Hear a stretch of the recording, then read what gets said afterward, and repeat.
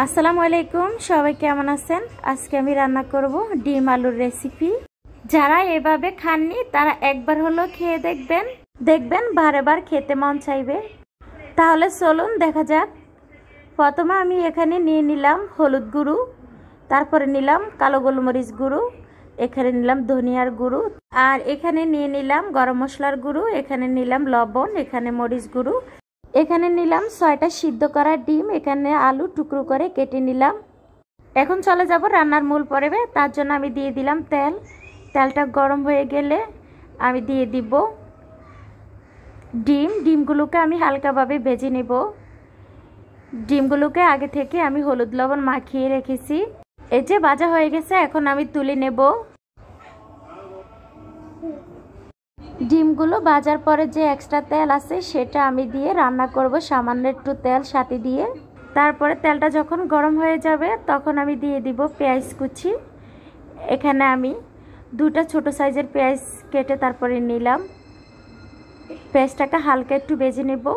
এই যে ভাজা হয়ে গেছে, এখন দিয়ে দিব আদা রসুন বাটা 2 টেবিল চামচ দিয়ে আমি কিছুক্ষণ একটু নেড়ে চেড়ে নেব যাতে করে আদা রসুনের গন্ধটা চলে যায়। তারপরে দিয়ে দিব সামান্য একটু পানিটা দিয়ে আমি আবার নেড়ে ছেড়ে দিব। আমি যেভাবে রান্না করি সেই টিপসগুলো ফলো করে আপনারা রান্না করবেন, দেখবেন আসল স্বাদ পাবেন। এখানে আমি নিয়ে নিলাম মশলাগুলো, একসাথে সবগুলো দিয়ে দিলাম। দিয়ে তারপর আমি কিছুক্ষণ কষিয়ে নিব। মশলাটা এমনভাবে কষাতে হবে যাতে করে মশলার উপরে তেল ছেড়ে আসছে। যতক্ষণ তেল ছেড়ে না আসছে ততক্ষণ আমি কিন্তু কষাতে থাকবো। এই যে আস্তে আস্তে করে মশলাতে তেল ছেড়ে আসছে, এখন আমি দিয়ে দিব কেটে রাখা আলুগুলো দিয়ে আমি আবারও কষিয়ে নিব প্রায় 2 থেকে 3 মিনিট, চুলার আঁচটাকে মিডিয়ামে রেখে। এই যে ঢাকনা দিয়ে আমি কষিয়ে নিলাম। অলরেডি আমার কষানো হয়ে গেছে, আপনারা দেখতে তো পাচ্ছেন। এখন আমি দিয়ে দিব পানি। এখানে আমি প্রায় 2 কাপের মতো পানি দিয়েছি। আপনারা আপনাদের পছন্দ মতো দিবেন, যতটুক ঝোল পছন্দ করেন ততটুক দিবেন। এখন আমি ঢাকনা দিয়ে অপেক্ষায় থাকবো বলকের। এই যে বলক চলে আসছে, আমি দিয়ে দিব ভেজে রাখা ডিমগুলো। এখন আমি ঢাকনা দিয়ে রেখে দিব 2 মিনিটের জন্য। এই যে 2 মিনিট পর ফিরে আসলাম, একটু আমি নেড়ে ছেড়ে দেব। তারপরে আমি আবারও ঢেকে দিব প্রায় 5 থেকে 6 মিনিটের জন্যে।